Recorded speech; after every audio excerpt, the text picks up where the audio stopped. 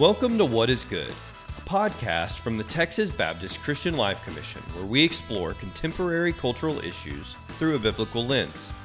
Micah 6:8 says that God has told us what is good, that we're to do justice, to love kindness, and to walk humbly with Him. So whether you're seeking a better understanding of how to live that out, or you're just curious to understand a Christian perspective of what's happening in our culture, we hope that you'll find today's conversation helpful as we discuss what is good. Welcome to What is Good, a podcast of the Christian Life Commission. I'm one of your hosts, Dr. David Sanchez, the Director of Ethics and Justice. Joining me today for our discussion is Dr. Katie Fruget, the Director of the CLC. Good Hello, morning. Katie. How are you? I'm good, thanks. We're recording right after Daylight Savings Time kicked in, so... Yeah, so we're dragging. Yeah, so just a little bit. And our Director of Hunger and Care, Dr. Irene Gallegos. Hello. Hello. The shelves look good. Yes, they are more complete. Not all the way yet, but getting there. It's nice to see the progress each time we record. And our Director of Public Policy, not a doctor, John Litzler. How are you today? Hey, y'all. I was doing good until that dig right there. No, I'm good. We should just put JD under everything, just so you can be sure that everyone knows. Like, you do have something, and it's not nothing. Yes. Today we are talking about being a light for Jesus during an election year, because this is an election year. And I wanted to start just to model, if we could, let's model what a respectful, heated debate might look like. And so I picked a topic for us to start with. What are your thoughts on live-action Disney remakes? Okay, so I feel like as the resident Disney adult in the room, it's like my role to like step in here. As you all know, my family is huge Disney fans, and as we speak, we're inside packing for another trip to Disney World. So we have some thoughts here. But really, yes and no, if I can give that answer, if I can maybe be the no labels party for this one. Some of the live actions, some of the live actions I think are really good. The Cinderella one, I think, is incredible because it gave so much backstory and depth to really kind of a bland character. If we're being honest, Cinderella doesn't have a lot of depth to her in the original cartoon, and they gave her a lot of depth, and it was a really beautiful retelling of the story. But then you also have some that are kind of in the middle, like Beauty and the Beast, where it was pretty much the same story, just live. They didn't really add any depth to the character. It wasn't something that they had changed anything to it to add to the story, so I'm not sure if it was really helpful to anything other than it's just a live version.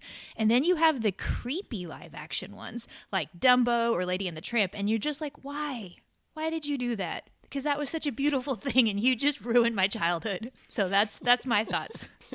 So I would say my family were probably on the polar opposite. It's more of a no and no. Like, live action what?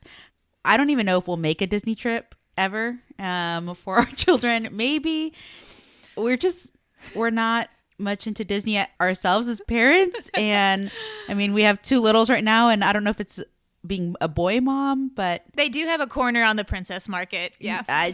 Not our thing. I like them. They're not as kid friendly, for one thing. So like, I loved Jungle Book as a kid, and I didn't think of it as scary. But if you watch the live action, you know, tigers and snakes and massive, you know, orangutans or gorillas or whatever, they're really scary. The CGI is really good. And my daughter won't watch them because they're too intense. They're too realistic. There's something about the animation that let you kind of enter those dangerous situations in a way that didn't scare, you know, 5-year-old little kids as much. I think a lot of people won't agree with this. I think it's positive that they have an opportunity to go back and remove a lot of the culturally insensitive elements of the originals. You know, times have changed, and where there was something in an original Disney where you're like, yeah, that would never fly today, they get an opportunity to go back and correct it. And in some ways make little tweaks that I think fix the plot. You're never going to beat the original performances. Like, I like the live action Aladdin, but you can't. Robin Williams is the genie forever. Like, you can't beat that performance, even though Will Smith did a really good job.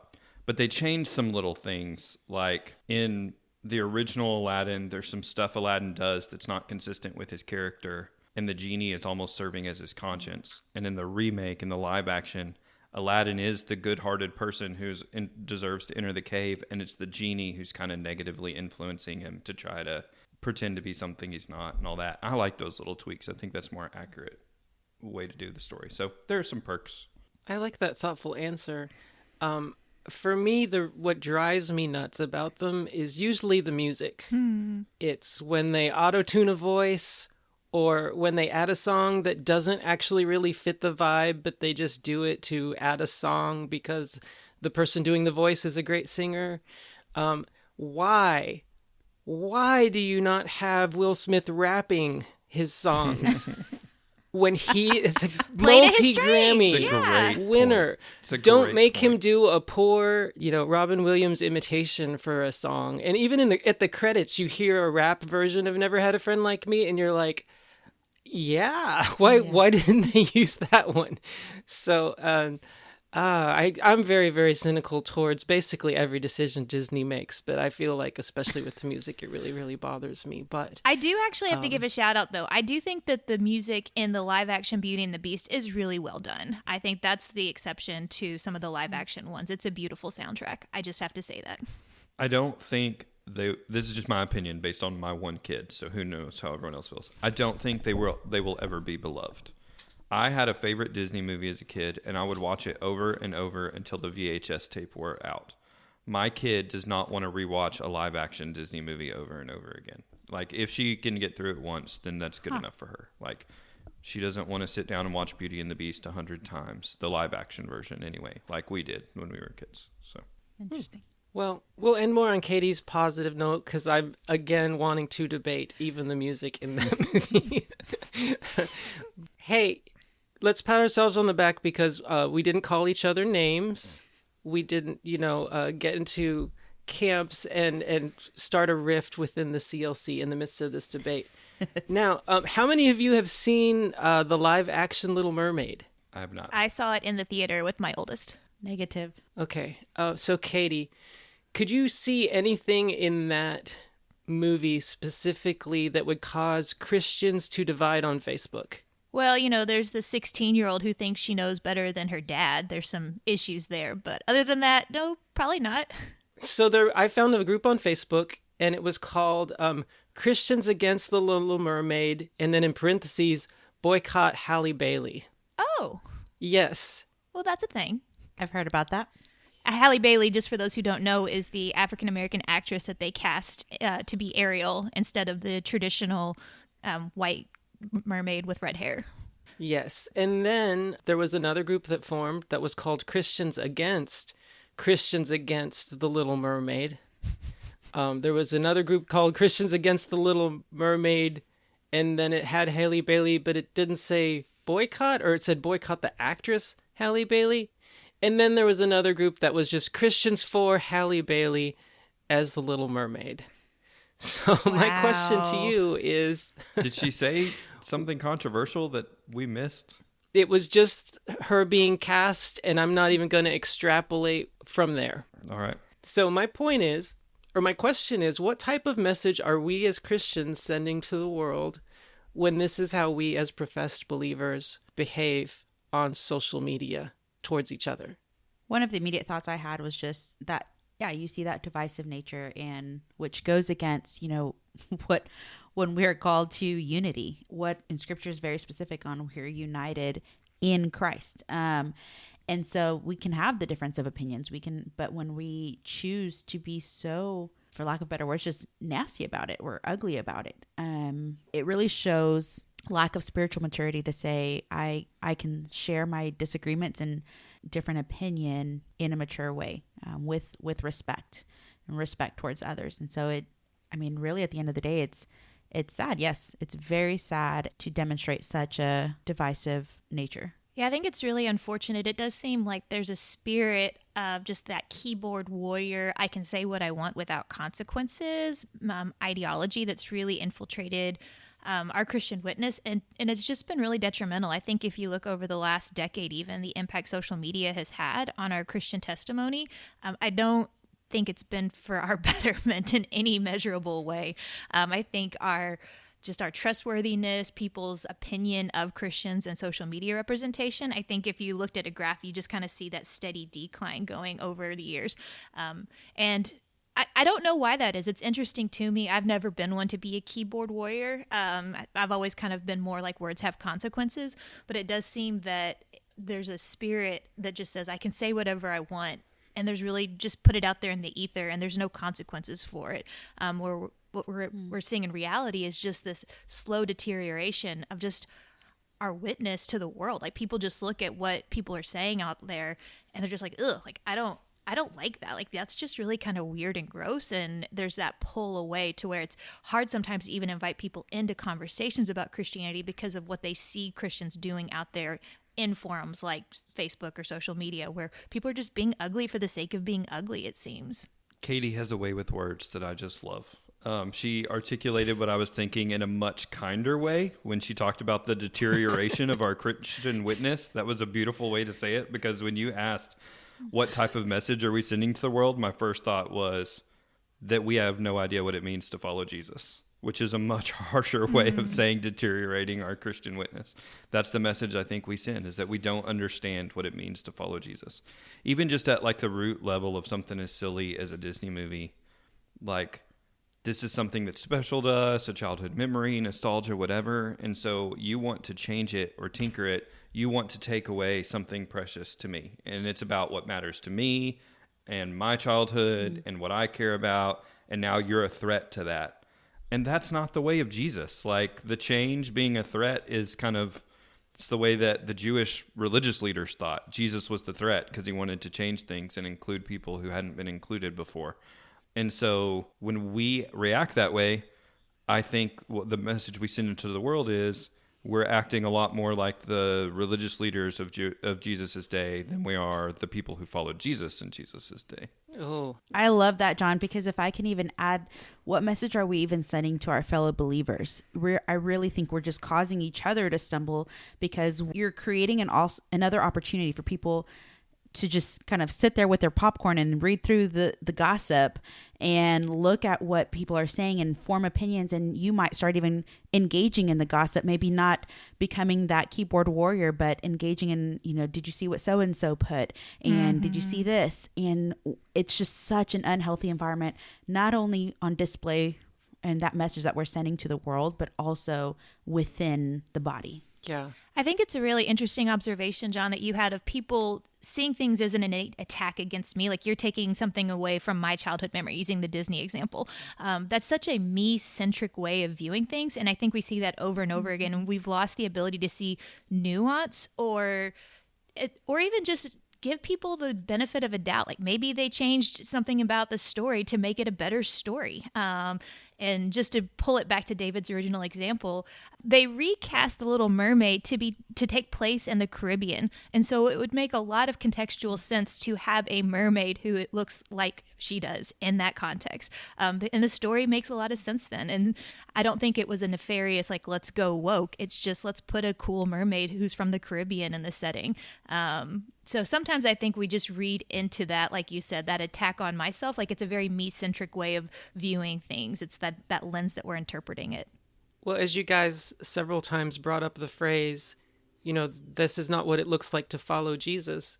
Jesus did tell us that we are the light of the world, and to let our light shine in such a way that men might see our good works and give glory to our Father who is in heaven. And the light to me always seems brighter, or seems to shine brighter when it's darker. And I always feel like it's a bit darker during an election year. We get a bit meaner, a bit angrier, a bit less patient with each other, a bit more worried, when as a nation we're trying to decide on our commander-in-chief. And I do feel like sometimes as Christians we get caught up in this and we act no different from the rest of the world. And so it's a good time for this topic. How do we be a light for Jesus? I've got an acronym for LIGHT. But we're going to mention 5 ways that we can be a light for Jesus during an election year.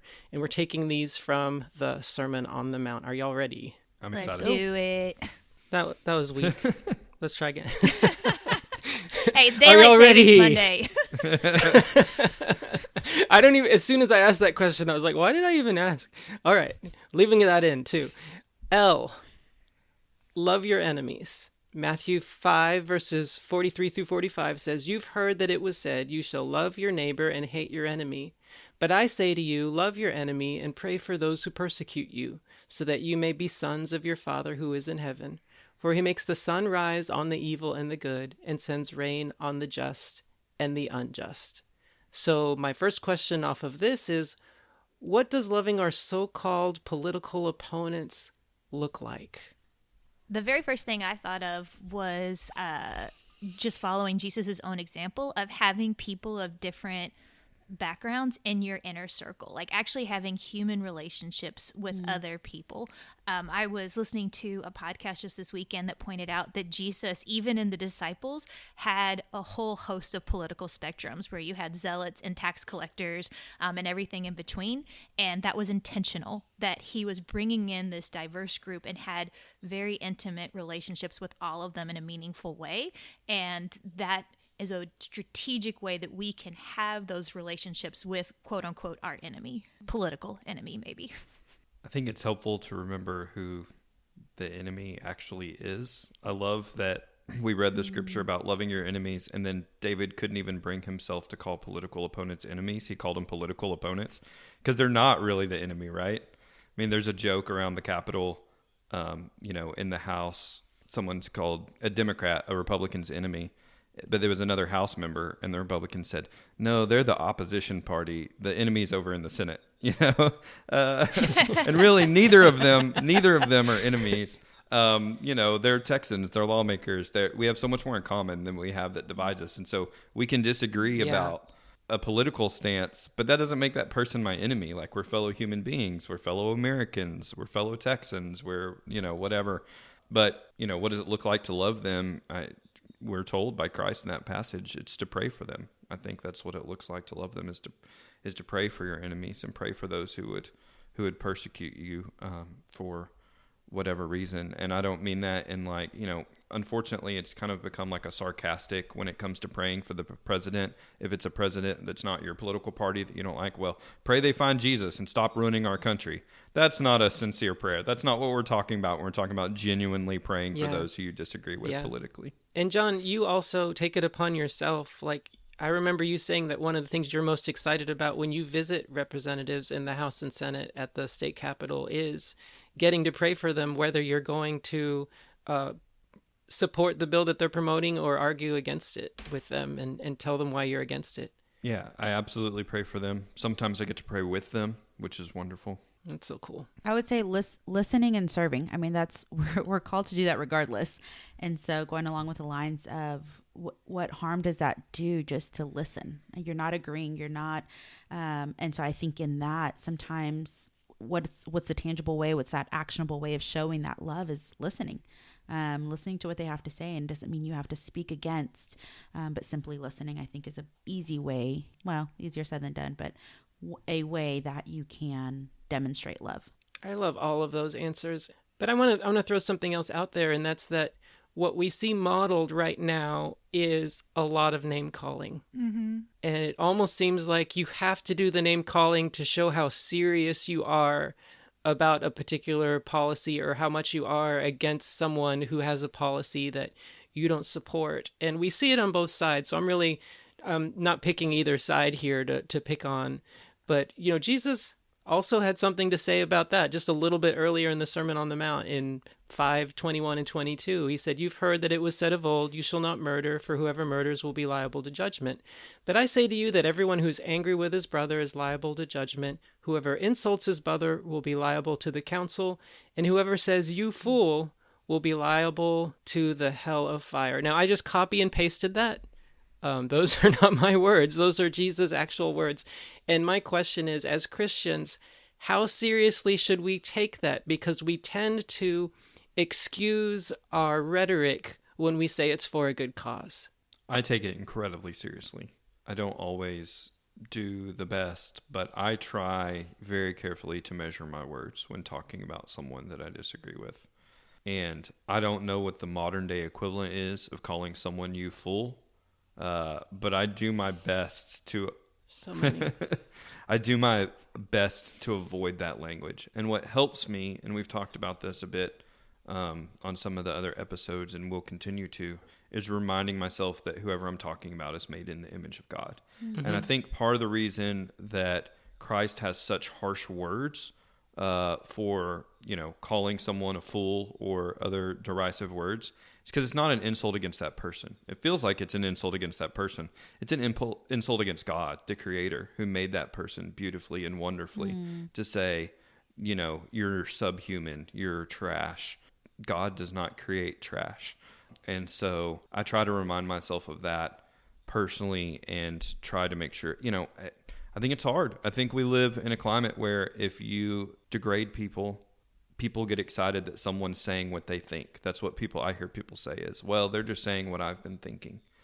And that's bad. You shouldn't be thinking it either. Even if you're biting your tongue and right. keeping it in, you shouldn't be thinking yes. it. And so I don't want to be thought police over here, but if that person is the mouthpiece of what you wish you could say, but you can't because you're a Christian, so you can't say that, well, you can't think it either. You shouldn't be thinking it. And so you've got to really renew your mind and think of people as being God's creation and stop thinking about them that way first. Yeah, I think you just basically summarized the 2024 version of James 3, where he talks about the dangers of the tongue and how with it we, bless people, but then we curse people who are made in the very image of God, and how this is incongruent, and you can't have that. You can't have, fresh water out of a salt pond, or reverse that, I think. Whatever he says in James 3.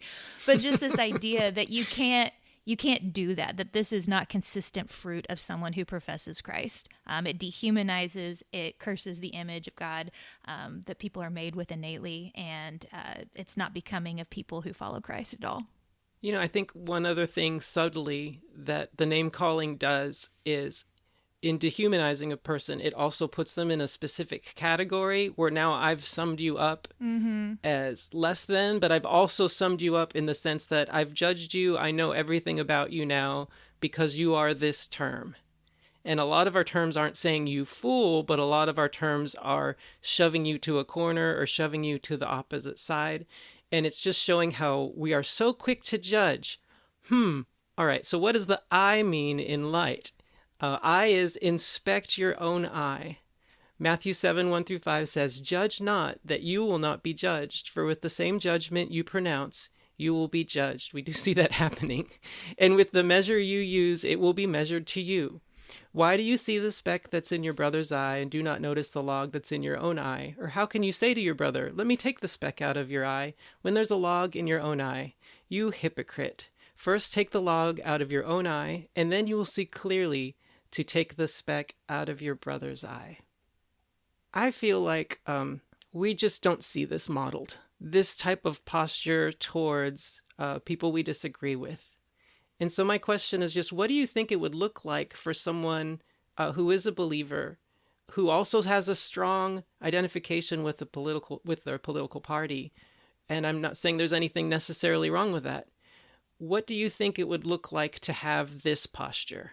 I'm just even thinking through the last time I remember seeing someone who was a bigger name or leader that we could think of who openly acknowledged either a change of heart or mind or repentance of a position that they had held in the past and said, I had this and it's wrong, and here's where I'm at now. I can think of a few different examples, maybe in Texas Baptist life, of leaders who have come forward and done that, but it's not the norm.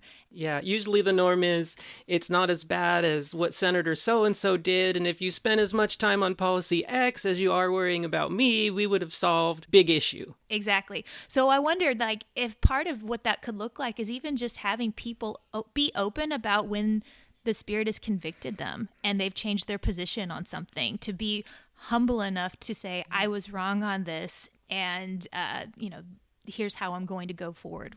Yeah.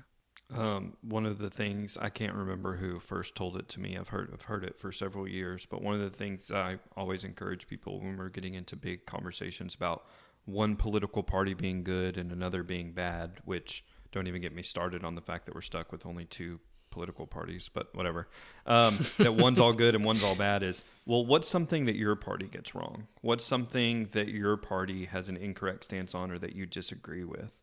And if you can't disagree with anything, or it's, their platform is just completely perfect and completely in sync with everything that I am and believe and everything the Bible says, then you are probably ignoring the plank in your own eye, right? Like if all you can see is what's wrong with the other party, and you can't be even self-reflective or even a little self-critical of the party you identify with and say, this is how I am politically, but we've got some things that we need to address or that are wrong, then you're probably blinded. You're blinded by the plank in your own eye. And I like one of my favorite parts comes at the end of verse 5, where Jesus says that if you get the plank out of your own eye, then you will see clearly to remove the speck from your brother's eye. And I don't know if it's intended this way, but that sure sounds helpful, like you're trying to help your brother. You've got to clear your vision so you can help the other person get the speck out of their eye. And if you don't take care of what's going on in your life, then how can you be a help to anybody who's going through something or struggling or blinded by something? And so many times in our political process, we have no intention of helping. We want to call out the speck in our brother's eye, but not so that it gets removed or so that they can see more clearly, so that we can score points and show that we're better than them and that we're right and they're wrong and that we have the moral high ground and that Christ is with us and against them. We don't actually want to help. And I think of this a lot of times in the pro-life debate. We're pro-life group. Everyone on this podcast is pro-life. Too often, people who share our pro-life views don't want to help pro-choice people see the light, so to speak, to remove the speck so they can help them see the value of life and what's so harmful to women and children about abortion. Too often they just want to score points and say, I'm right and you're wrong, and I'm morally correct and you're a murderer. And there's no desire to actually help that person. And the way I read this verse is, if you will take care of the junk in your own life, then you can help. He uses the word brother. Help see clearly to remove the speck from your brother's eye. Again, not enemies, but family. And that humility will go a lot further than the pride and the arguments. That humility may even help them consider, well, what is it that even if you are trying to, or you would like for the other person to see your viewpoint, that humility will help somebody take down their guard and say, well, you know what? Let me take some time to listen to what you're saying, or let me look at that person's, candidate's platform or whatever it may be. But that humility is going to go a lot further in even relating to others versus all the other negative actions. Yesterday, I was talking with a friend, and we were talking about changing our minds. And she said something that really struck me that I think is kind of in line with what you were just saying, Irene, where she said, I care about this enough to be willing to say, maybe I'm wrong, and to have a conversation about this. And I was like, am I willing to acknowledge maybe I'm wrong about this? And there's some things I think that are clear. Obviously, we're going to hold to Scripture. But do we have the humility to say, I'm willing to be humble enough to say, maybe I'm wrong? One of the things that's come up a couple times now in these conversations is we're saying that some of the reason for this rhetoric and this polarization and this not being able to listen carefully to each other and to be honest with ourselves, it has to do with the desire to generate hype, the desire to gain followers and gain influence. And a lot of people are jumping on this bandwagon, not just political people, but people who are just wanting to kind of get popular. And so they'll say what it seems to me, I could be judging them too quickly, but it seems to me like some of them are just saying not even what they believe, but what they know is going to get attention. There's a cultural climate of right now, the most important thing for you to do is to gain as much influence as you can and get as much attention as you can, no matter how you do it. And so in light of that, the G in light for me is give like a ninja. And let me read the verse and it will make a little more sense maybe. Matthew 6, 2-4. Thus, when you give to the needy, sound no trumpet before you, as the hypocrites do in the synagogues and in the streets, that they may be praised by others. Truly I say to you, they have received their reward. But when you give to the needy, do not let your left hand know what your right hand is doing, so that your giving may be in secret, and your Father who sees in secret will reward you. So my question from this is, it's really interesting that you have this not too long after another verse where Jesus says, let your light shine. And now he says, give in secret. And the difference is clearly the motivation, right? Like, let your light shine so that God will get the glory. Give in secret because it's not about you getting the glory. It's about God getting the glory. Have you ever given a gift to someone and not told them it was you who did it? People are nodding their heads. I have. I have. I'm sure I have. Yes, I have. They can't see you nodding. And then what was the response? God provided. God provided, right? So how we do it is important, and it's not as much about getting attention. So what does it look like to do things for God's glory as opposed to our own fame during an election year? So a phrase that I've been just thinking about is just my own personal journey with the Lord, and through a recovery program that I'm in, is recognizing my own pride. And the phrase I keep thinking over is, on the road to righteousness, I deviated towards self-righteousness. And a lot of us, I think, just we talked about earlier, we end up turning things to ourselves, into our attention. And so when we truly look to the interest of others, and we want God, I mean, really, there's just such humility required in order to say, it really is not me. Again, whether that's my political stance, which candidates I'm voting for, there's just such humility required. And I think even in the fact of, and this is just a very simple explanation, is there are still people in my life who don't realize the power of a vote. So even just encouragement for others to get to the booths, go vote.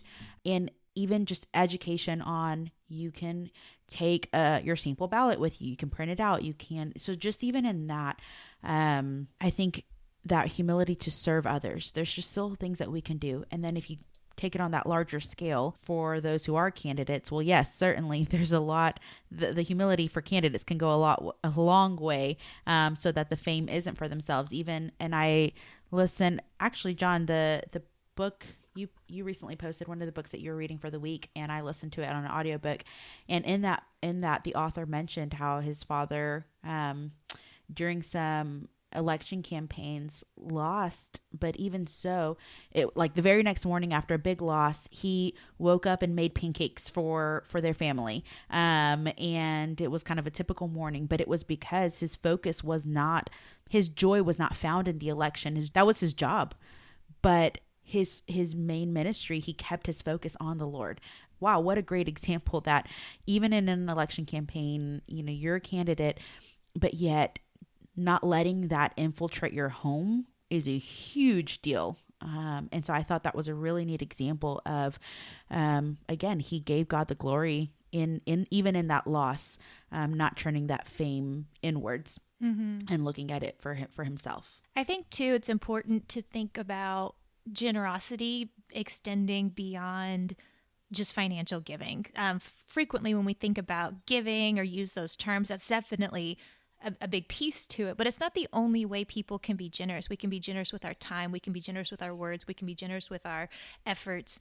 And sometimes just pouring into others, just for the sake of serving them, is a way that we can give generously, kind of like a ninja. Like, they don't need to know, you don't need to broadcast to the world all the different ways that you're trying to help and serve people.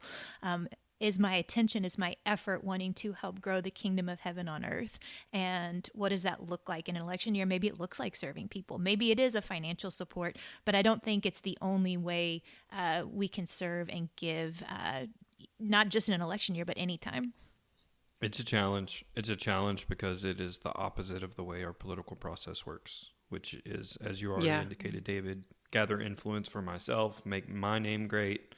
I got to get name recognition, so I got to make my name great. Got to see it on a sign, got to see it on a billboard with my face next to it, got to see it next to other people who endorse me, who people will like and trust. And so the whole point is, you got to fundraise. You got to tell people how great you are and how good a job you're doing, or else they're not going to give you money to fund your campaign. And it's just the opposite of the way that Christ tells us to do things. Right. And I guess we can understand and give them some sympathy, right? Like, within this political system, that seems to be how you're going to survive and keep office and keep influence. But can we at least agree that it's maybe not a good model for us to follow when we should be following Christ instead? Yeah. So that's L-I-G so far. We've got 2 letters to go. H, Hear and obey. This is from Matthew 7, verses 24 through 27. Everyone then who hears these words of mine and does them will be like a wise man who built his house on the rock. And the rain fell, and the floods came, and the winds blew and beat on the house. But it did not fall, because it had been founded on the rock. And everyone who hears these words of mine and does not do them will be like a foolish man who built his house on the sand. And the rain fell, and the floods came, and the winds blew and beat against the house, and it fell, and great was the fall of it. And so my question from this is, what does obedience look like? But I do want to start just by saying it's really interesting to me. Someone pointed this out to me when I was in college, that both of these houses get hit by the storm. It's not as if the house of the righteous person who's following in obedience to all of Jesus' commands in the Sermon on the Mount doesn't get hit by the storm. And as we've seen from the wildfires raging across the Panhandle, these fires aren't like conveniently going around the Christian homes. So it's not even that your actual house might not get hit. The house here represents what? The house is our faith and the stableness of it. So then what does it look like to be obedient during an election year? Well, one thing I thought, first of all, is something that we've kind of been talking about internally as a team is it's not so much the what, the policies that we're advocating. It's the how. And for us, it's that Micah 6:8 kind of model. Are we seeking justice? Are we doing it with kindness? Is there mercy? Is there humility? They're not suggestions. It's not saying, this is a really good idea, you should do it this way. No, these are the commandments of the followers of Jesus Christ, that if we are going to engage, we must include justice, mercy, and kindness in these efforts that we're doing. And so as we're trying to obey, those are the tools in our tool belt to try to look through, like, what are we engaging in, and how are we doing it, and am I following these principles of Micah 6:8 in a way that helps me maintain my Christian witness while I'm intentionally engaging in a cultural topic. And I think, again, kind of going back to the Disney example, it's being that witness no matter what the environment, no matter what the circumstance. The one that I can relate to a little bit more is sports. And if you take, there was a lot of chatter during World Series. And you mean between Houstonians and true Texans? This is such a great example. This is within showdown. my own house. I married a girl talk about. from I was gonna say, John. Yes, I was gonna say, talk about a divided Watching house. the games Yes, together. Yes. And so I feel like that one resonates a little bit more with me, and thinking about even in something like sports, that if some people are so passionate about politics and they're very passionate about their candidates. Some people are very passionate about their sports teams. And no matter the environment, no matter the circumstance, the situation, are we maintaining our Christian witness? God doesn't put an asterisk on some of these commands and say, in a spiritual realm, or when you're in the synagogue, only act this way. No, we're to be this witness at all times. It doesn't matter the season that we're in. It doesn't matter the world around us, what events are going on. We keep that witness at all times. And so I think that's, to me, that is that command. That's what we're talking about. The acronym you're spelling out is that light. It's not a circumstantial light. It is a light in the darkness, and we are that light in the world at all times. I really like the way you said that, Irene. Just talking about that our obedience doesn't change no matter what changes around us. Or you could say our obedience doesn't change no matter who's in power, whether it's the party we want in power, whether it's the president we want in power or not. Our obedience doesn't change. Some other things that don't change no matter who's in power, the physical needs of those who are less fortunate than us, the spiritual needs of the people around us, and then, as you were saying, our task to be the light in the world. It's really interesting to me. It was my pastor who's pointed this out several times, that every election, if we talk about the storms around us, every election, there's this phrase that's used: this is the most important election of our lifetime. Every election is the most important.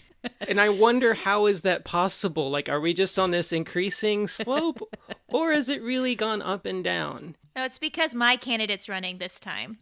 And my candidate's Oh, okay. There you go. There it is. I think you hit it right on the head. But we seem to have seen, if we just even think back since let's say since 2000, we seem to have seen a pendulum that's swinging back and forth, right? Mm-hmm. And it never swings so far that the entire thing topples over. It just, within our bipartisan political party, it seems to swing back and forth. And yet I feel like there is this urge for us to be worried, because it's when we're worried that we go out and vote. So they want us to be worried. And there's this urge for us to be angry, because when we're angry, we go out and vote. So they want us to be angry. And let's just point out that God has not given us a spirit of fear, but power, love, and self-control. He's given us the fruit of the Spirit, and this rhetoric that's trying to get us to go out and vote with a certain type of motivation is not manifesting in us the fruit of the Spirit. And we need to recognize that that's a dynamic that's taking place. But why would we rush out if we were worried? It's because that's what the nations do. Mm. When we're worried that our needs aren't going to be met, we chase after them. And so the T is trust in God and don't worry. Matthew 6:31-33. Therefore do not be anxious, saying, what shall we eat, or what shall we drink, or what shall we wear? For the Gentiles seek after these things, and your heavenly Father knows that you need them all. But seek first the kingdom of God and his righteousness, and all these things will be added unto you. Do y'all remember before online shopping, Black Fridays? Oh, yes. Yes, unfortunately. I never attended, but yes. Did any of you ever participate in the madness of the rushing? No. I'm ethically opposed. My in-laws made it a family tradition of doing the campouts, and it was weird to me when I first met them to do that. But yeah, I did not participate, but many a family member have slept in a Walmart floor overnight. Wow. Because they got a TV for $200. Yes, there's a limited amount of resources out there, and more for you means less for me, and so I worry, and so I rush. Has there ever been a country in the history of the world that has so much surplus and so much excess that worries so much about not having enough and the finite number of resources? And if you get more, then that must mean I get less, and scarcity of resources in a country that has so much. Yeah. And yet, no, that's a good point, John. And then yet you look at the mental health crisis that we're going through, and you look at the mental health of kids growing up in third world countries who, don't have the worries that we have, and they're mentally more healthy even though their needs aren't being met as well. Let me tell you, resilience is even a variation from country to country. A follow-up podcast on resiliency, Irene? Is that what I'm hearing? We'll see. Okay. So, what does this look like in an election year to trust God and not worry, and not let worry be what fuels our actions or even what fuels our vote? I just think about how enduring and long the kingdom of God has been on earth. When Jesus came over 2,000 years ago, quite a few nations, countries, powers have risen and fallen. I mean, think about the Romans and the Greeks. They probably were at the top of the world. They thought they were the top of the food chain, and they're literally ancient history now. Think about the power of the Catholic Church during the Great Reformation, and they probably seemed untouchable, and now it's just a shell of what it used to be. You've seen powers rise and fall, but what you've also seen is a consistent seed of the kingdom of heaven. Mm-hmm. You've seen that remnant continuously grow from whatever country, whatever people group, whatever nation. God's people have endured and been consistent for thousands of years, that there's something unique that he has put his hand over us, and that's where we find our hope and our comfort and ultimately our identity. Like, do we find our identity as citizens of the kingdom of heaven, or do we find ourselves identity primarily as citizens of, name your country, citizens of America, citizens of Germany, or whatever country you want to say?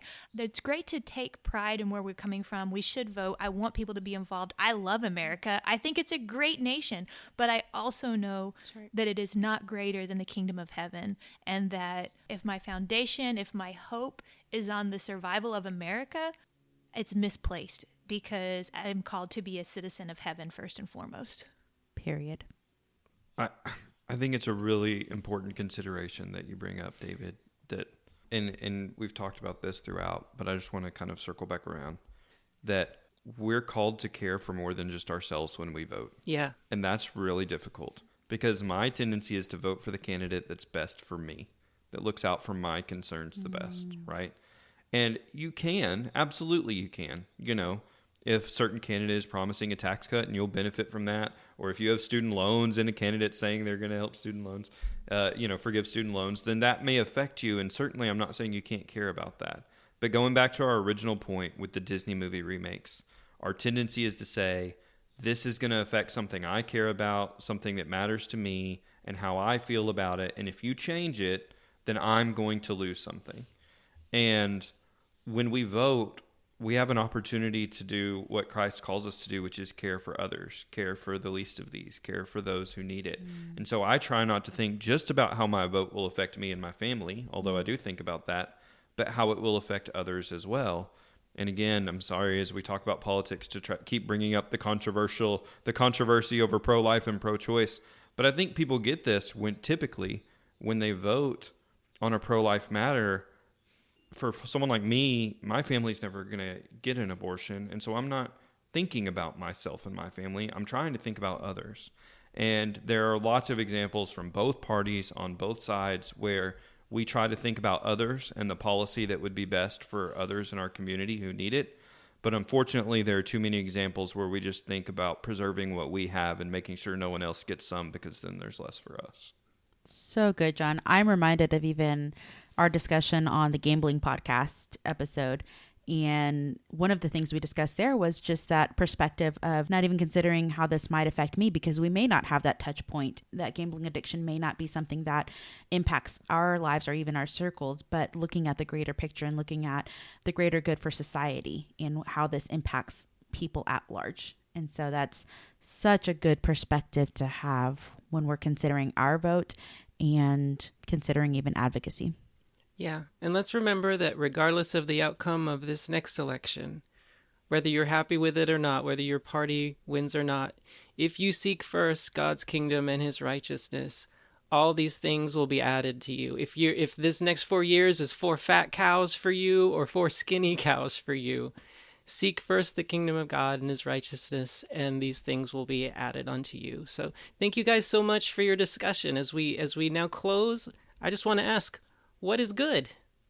I'll share at the time of this recording. So I'm just so excited and thankful for our Texas Baptist churches. I got the opportunity to visit one of our Texas Baptist churches recently, and their RAGA group hosted a lunch supporting the Texas Baptist Hunger Offering. And it was just so cool to have them do that, one, but then also to raise funds for the Hunger Offering.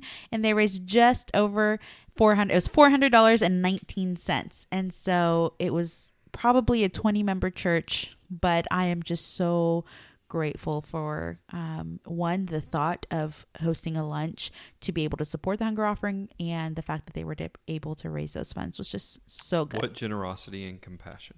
That's cool. Yes. John, do you have what is good?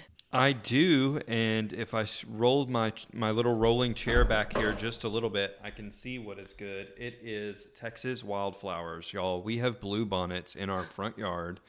We bought our house last fall, and it was not obviously spring wildflower season, and so we had no idea that we were going to have bluebonnets in our front yard, and I love it. I feel like a true hill country home with bluebonnets out front. At first they were pretty sparse, but they're coming in a lot thicker now, and I'm excited about it. Hey, that's cool. So cool. Katie? Yeah, so just to kind of full circle moment for this podcast, I'm going to say my what is good is I'm going to Disney World. We are leaving tomorrow on a family trip. And honestly, I'm so excited. We're intentionally pacing this to be a much slower trip. Our family has done different types of trips in the past, and we're just all tired. There's a weariness that we've sensed in our family, and so this is going to be a slow trip. We're going to be staying with family, and I appreciate their generosity in letting us just crash at their house for a week. And I'm just honestly really excited for a week with there's no pressure to go, and just maybe to be able to Sabbath a little as well at our favorite, happiest place on earth. That is so awesome. Katie, I'll fulfill your role. A lot of times your what is good has to do with technology or nanobots repairing our bodies or something like that. So believe it or not, me, the curmudgeon-y Gen Xer in the group, I have a technology what is good, and that's that yesterday, because I'm without a car, I was supposed to go speak to a Sunday school class on how to minister and care for those struggling with same-sex attraction or gender identity issues. And I thought I was going to have to cancel. But I was going to the Sunday school class of a person from our communications department, Neil Williams. And so Neil was able to hook me up by just doing it through Zoom. So I Zoomed with a Sunday school class and it went really, really well. And I was very grateful and thankful for that. Shout out, Neil. We love you. My mind is doing weird things these days. His last name is Williams, right? Yes. All right. Yep, you got Editing it. Nope, this you're out, good. obviously. As soon as I said it, the whole rest of the time I'm like, Is it Williams? Oh, come on. If you didn't edit John's part, then you can't edit that Thank part. you, Irene. Thank you for standing up for me. Well, I'm the one with the power. So, all right. Let's say our goodbyes and stick around for the after credits. I've got a little song for you to help us remember how to be a light during an election year. I've been David Sanchez. Katie Frugier. Irene Gallegos. Not a Dr. John Litzler. See y'all later. All right, don't cut it out. We're gonna do the song now. Oh yes, I was You hoping already- we were gonna get it. Oh, live like I didn't know if you were recording. gonna like do it later. I'm glad. All right, I love it. Yes, you should love your enemies. I inspect your own eye first to see. G, give to the needy, but don't post it like graffiti. And H, hear and obey so your house isn't washed away. And T, trust in the Lord to meet your needs. Do these things and you will be salty. You'll be a light shining in a culture always whining. So be a light for God's glory. Woohoo! Outstanding. Yay.